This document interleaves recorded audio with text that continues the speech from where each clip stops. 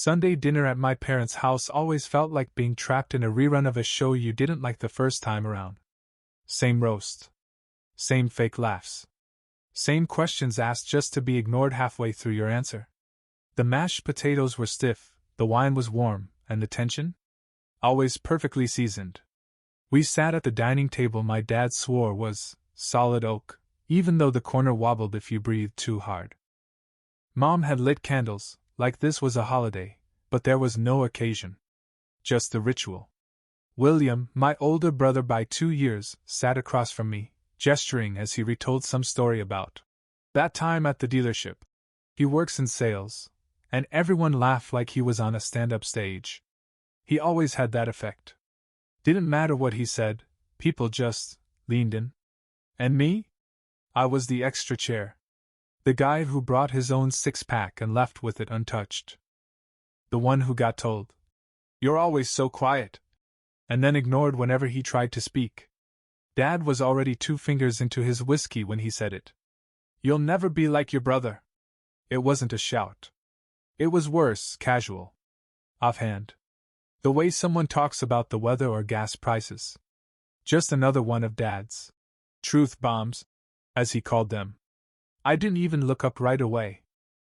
Just kept cutting into the steak, which, by the way, I had grilled myself on their busted propane unit last week. William had been watching football while I marinated it. He'd shown up late, as always, but still got credit for helping, because he opened a bag of salad. Mom chuckled awkwardly and reached for the butter. William smirked and took a bite of asparagus. No one defended me. They never did.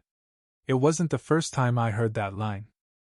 In fact, I could probably stitch together a full-length audiobook made up entirely of the times my father reminded me that I'd never measure up. But this time, it hit different. Maybe it was the build-up. Maybe it was the years of being the family's emergency handyman/tech guy/ghost. Maybe it was just, finally enough. I looked down at my fork, steak still stabbed on the end, and gently set it down on the plate. The clink echoed in the silence that followed like a church bell.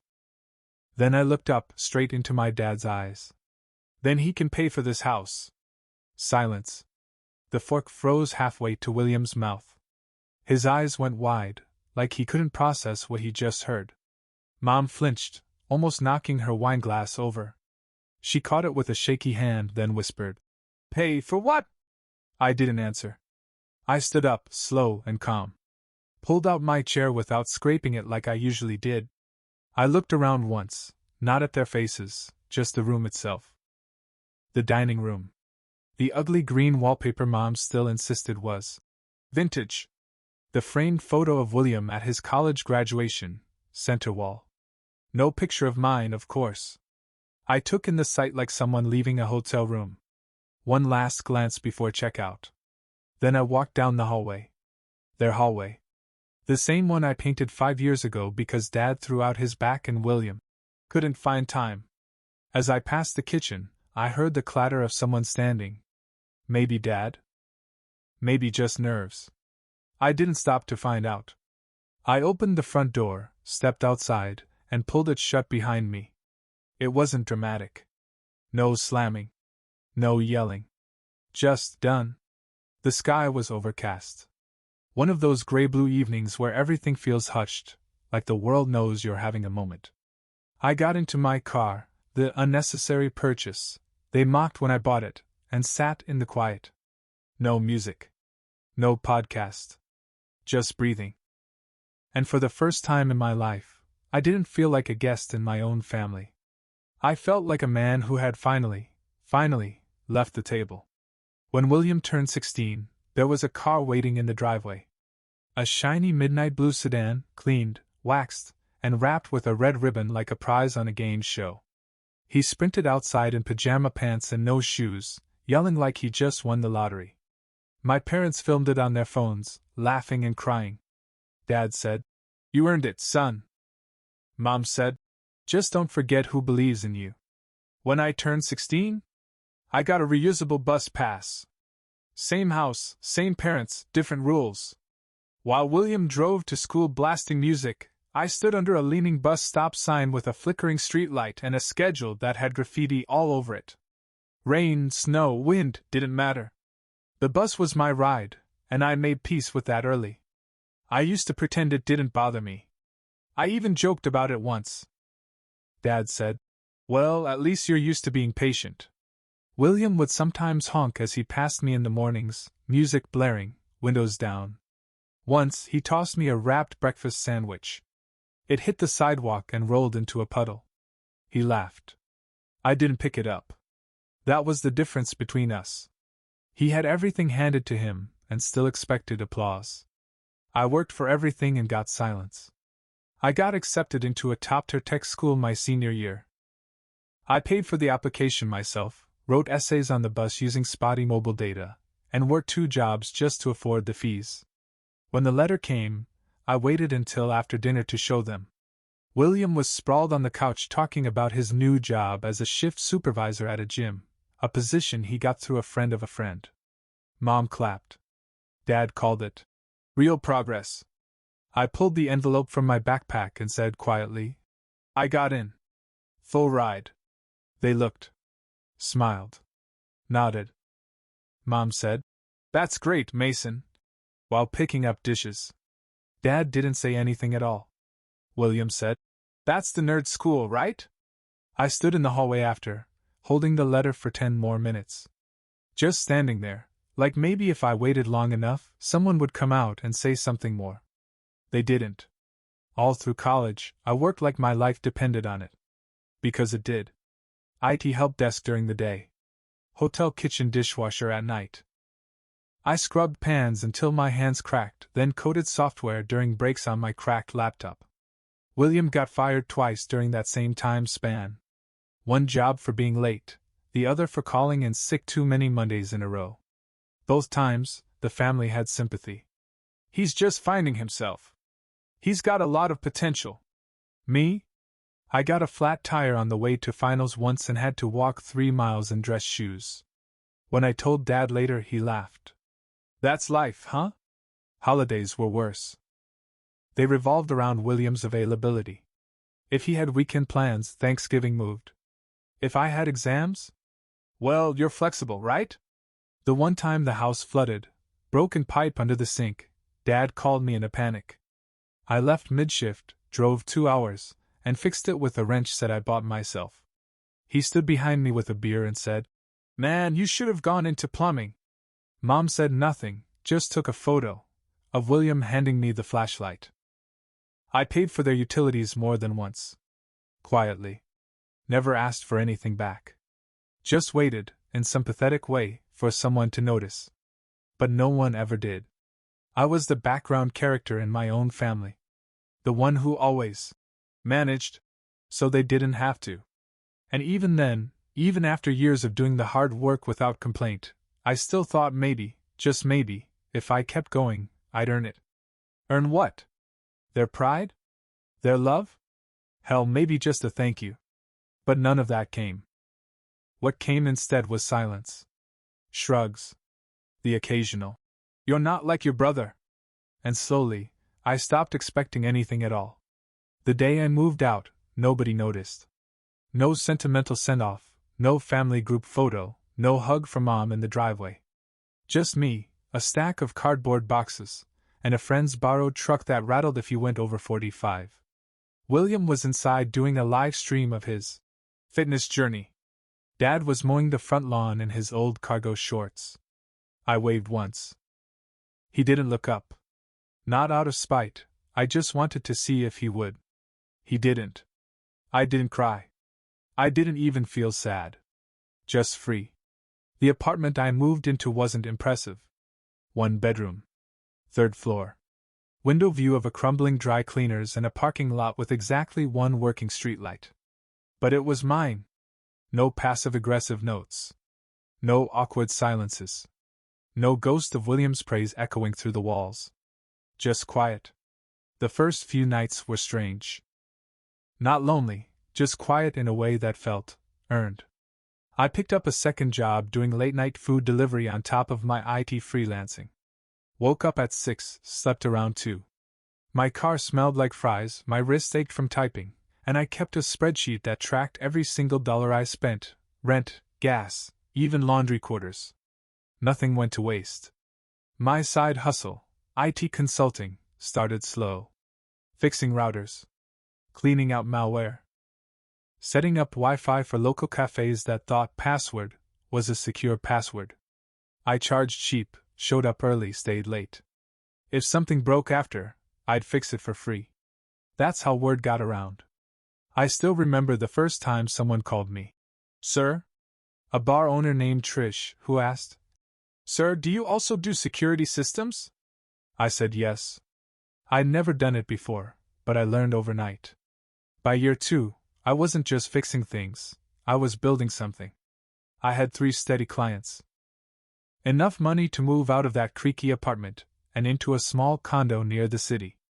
I signed the papers alone, staring at the closing contract with shaky hands.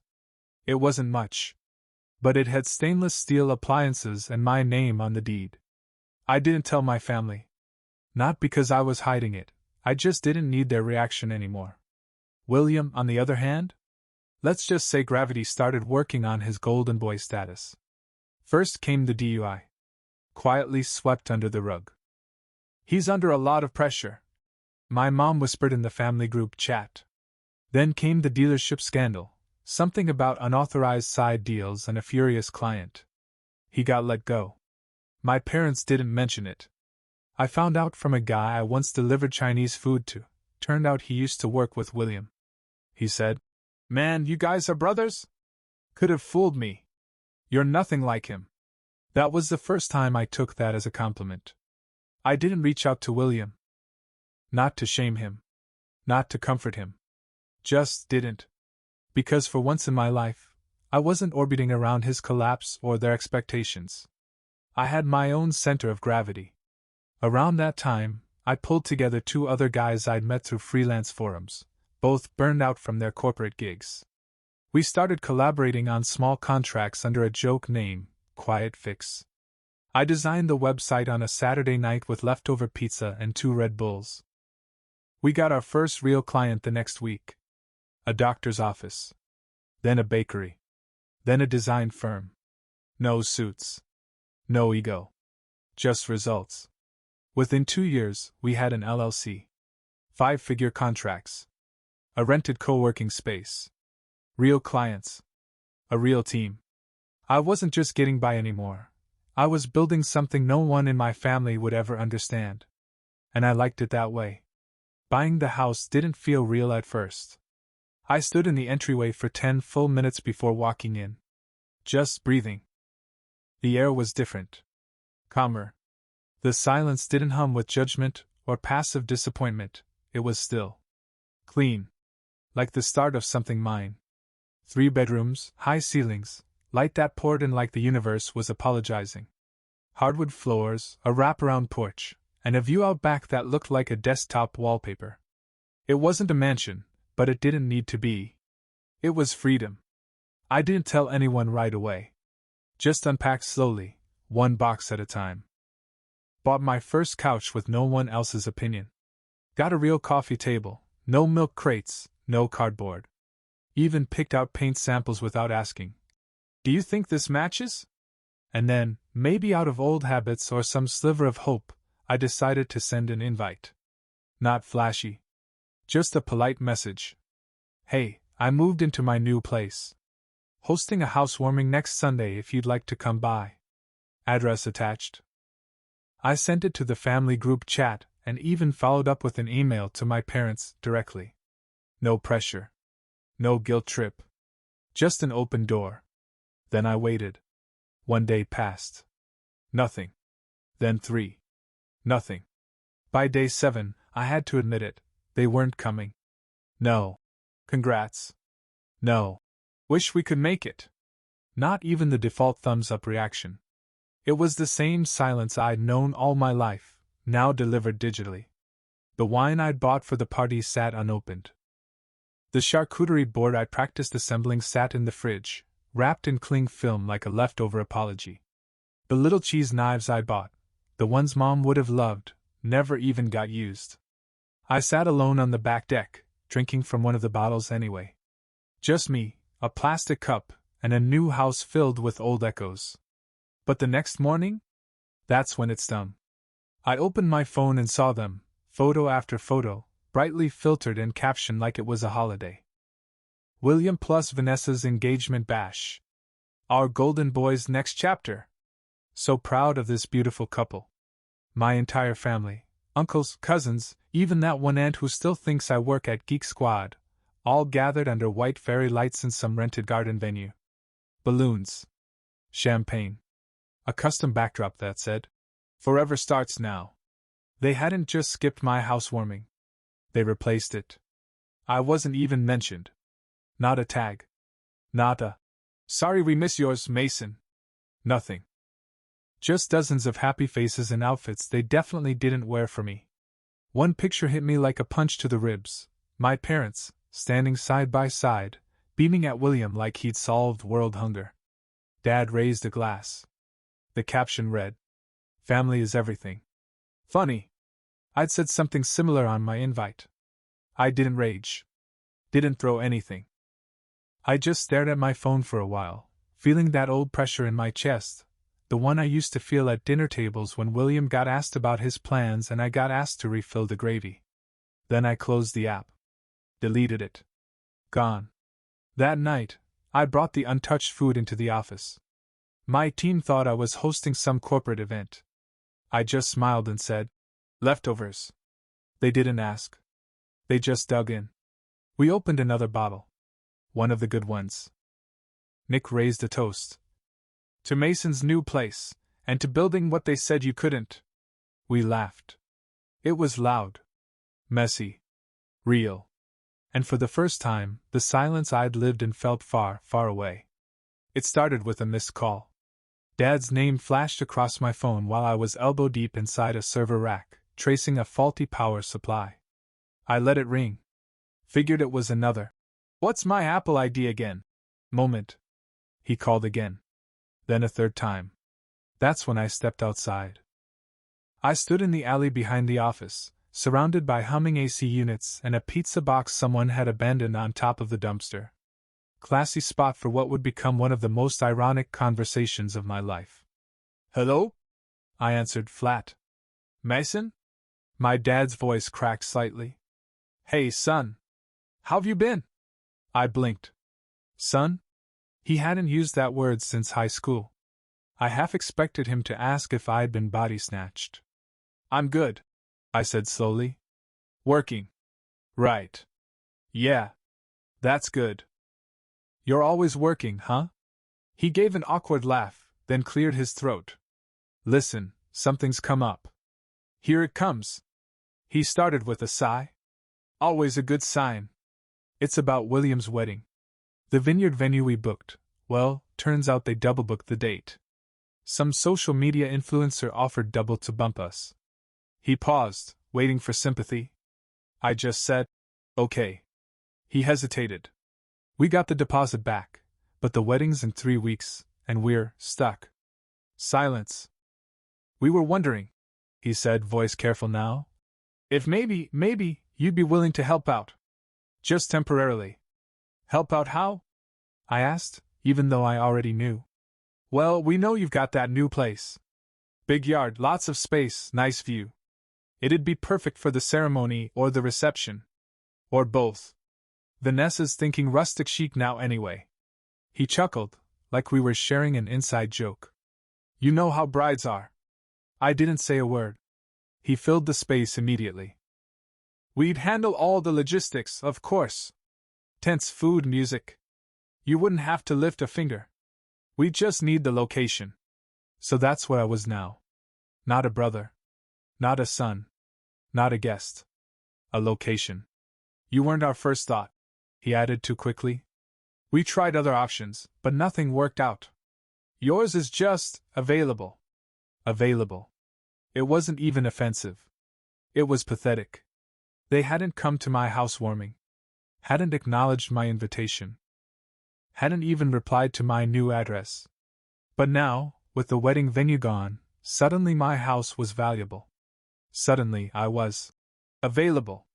I could have hung up. Could have snapped. Could have laughed and said, "Use the backyard from those engagement photos."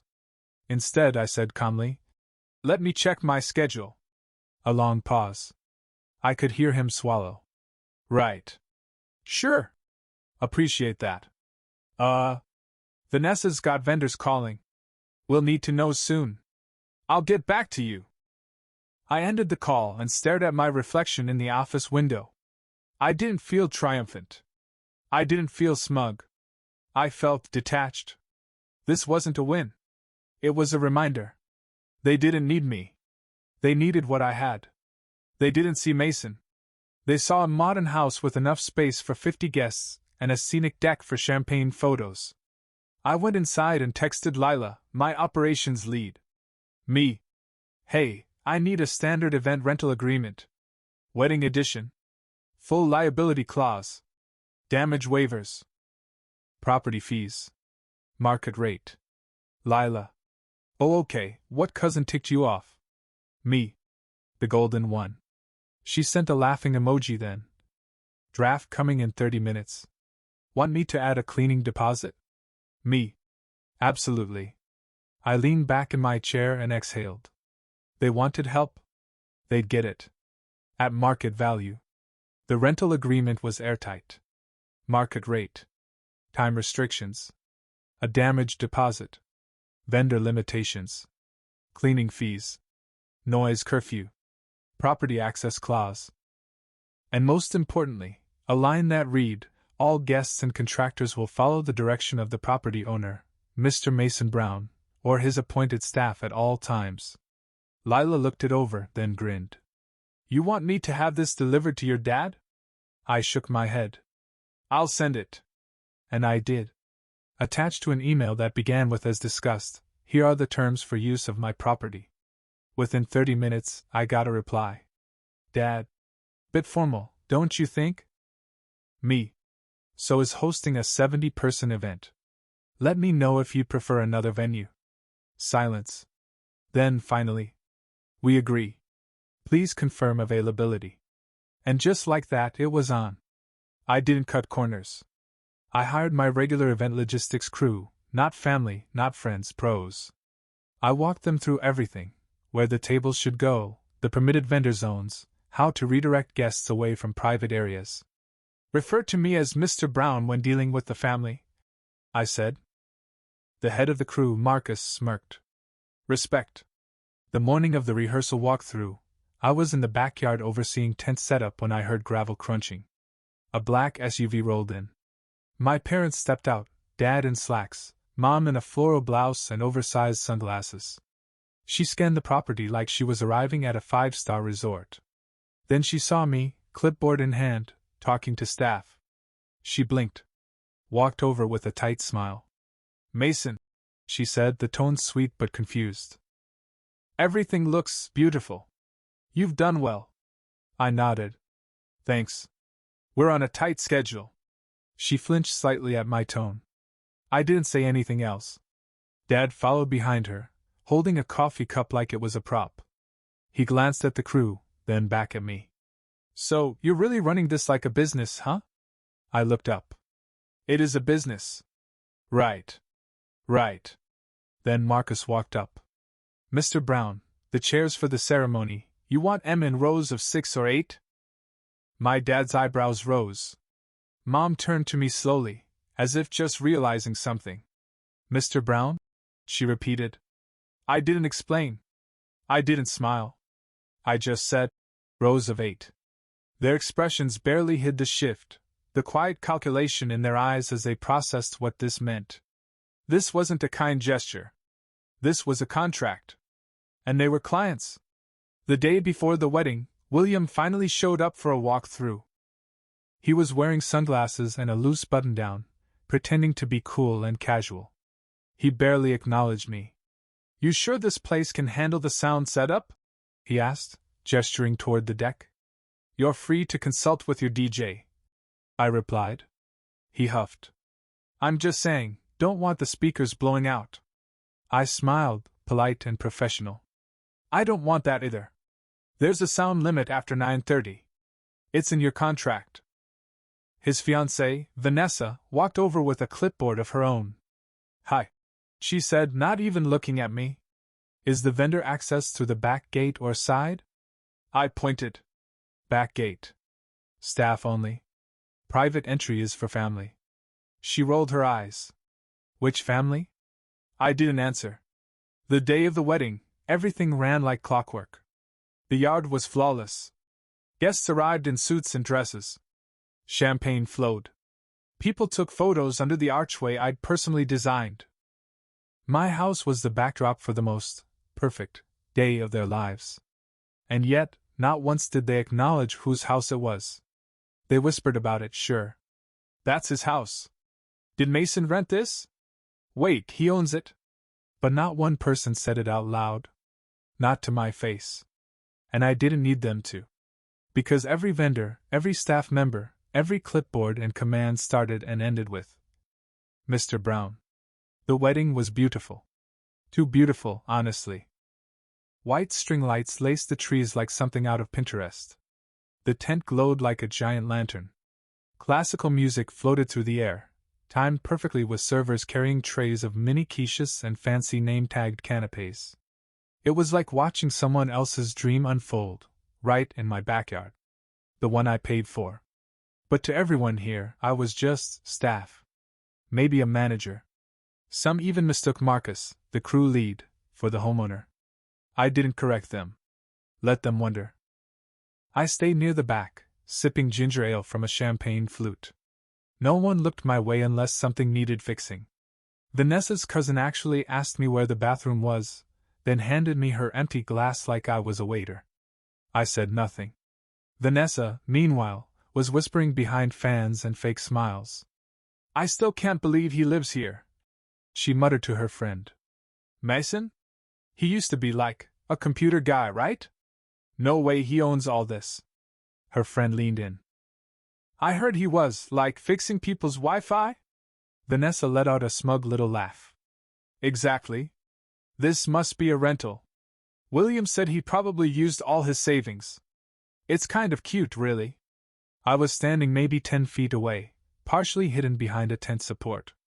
William was there too. He didn't correct her. Didn't even blink. Just took a slow sip of his drink and nodded like a man who'd been congratulated for surviving his own brother. It wasn't rage I felt. It was something colder. Clearer. The DJ came up to me right as the sun dipped low over the trees. Mr. Brown? You're on the toast list, sir. Ready whenever you are. Sir. Funny how one word, from someone I paid, sounded more respectful than anything I'd heard from my own family in years. I nodded and walked toward the mic. As I stepped up, a hush fell over the guests. Clink stopped. Fans paused mid-wave. Even the photographer leaned sideways to get the right angle, like he wasn't sure if I was the caterer giving a weird speech. Vanessa blinked. William stiffened.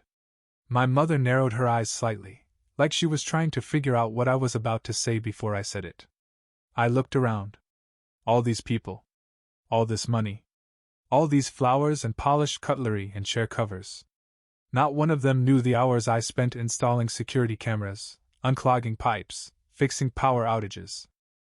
Not one of them saw the ramen dinners, the double shifts, the nights sleeping in my office chair just to afford the down payment for this exact plot of land. I didn't thank the couple. I didn't call William my brother. I just said, sometimes, life teaches you to stop fighting for a seat at tables where you were never truly welcome. So instead, you build your own table. You buy the chairs. You cook the meal. And if no one shows up, you eat in peace anyway. That's all I wanted to say. Silence. For 5 full seconds, no one moved. Then someone clapped. Then another. Eventually the whole tent joined in. But it wasn't the polite applause you hear after some cliché toast about love and sacrifice. It was hesitant. Uncertain. Like they weren't sure if they were celebrating me or trying to erase the awkwardness. Vanessa was frozen, wine glass halfway to her lips. William just looked at the floor. My dad, red-faced and still chewing, set down his fork without finishing the bite. I handed the mic back to the DJ and walked off without a word. I didn't stay for the cake. I didn't pose for photos. I didn't wait for someone to say, "You did good, Mason." I walked around the back of the house, slipped off my tie, and sat on the back steps with a bottle of water and silence. The music was muffled from here, the laughter distant. And above me, the stars started to show through a clear sky. My phone buzzed with a text from Lila. Event went perfect. "You want to invoice them tonight or Monday?" I replied. "Monday. Let Em enjoy the illusion." Then I leaned back on my elbows, looked up at the stars, and for the first time that night smiled for real. Because the best part wasn't the applause. It was the fact that I never needed it. 3 days passed before the phone rang again. "Dad." I watched it buzz on my desk like it had a choice. 4 seconds. 5. Voicemail. Then again. Then a text. I just wanted to say, "I was wrong." I stared at the words for a long time. No, hi. No, how are you? Just that, dropped like a coin in a wishing well. Another message came through, longer this time. Something about how proud he was, how he hadn't realized, how the house looked incredible, how the whole family was talking about what I'd built. He mentioned William. Said he was going through some things. That Vanessa might be a lot to handle. I didn't reply. Instead, I opened the photo gallery on my phone and scrolled to the one image I'd saved from the wedding. Not of the couple. Not of the family smiling in fake unity. It was a candid shot taken by one of my staff. I hadn't known about it until he sent it later. It was me, standing at the front door of my house, one hand in my pocket, laughing with my team as the final guests were leaving. The sun was low, casting a soft, golden light behind us. I looked calm. Not performative. Not trying to impress anyone. Just me. In my element. In control. I printed it. Framed it in black metal. Hung it just inside the entryway, right above the switch by the front door. Every time someone enters now, it's the first thing they see. It's not about the house. It's not even about revenge. It's about proof. Proof that I didn't need to yell. Or beg. Or chase. I just built. I just worked. And eventually, they had to see it, on my terms. That night, someone rang the doorbell. I walked up slowly and peeked through the camera. Mom. Alone. She didn't look mad. She didn't look smug. She just looked old. Tired. Like life had finally shown her a mirror. She raised a hand to knock again, then noticed the framed photo beside her through the glass. I watched her blink. Her hand dropped. I didn't open the door. Not yet. Instead, I turned, walked back to my kitchen, and sat down with a bowl of leftovers and a playlist running in the background. Because healing doesn't always come from reconciliation. Sometimes it comes from boundaries. Sometimes it looks like a photo. And sometimes it's as simple as knowing I was never meant to be like my brother. And that's the best thing that ever happened to me.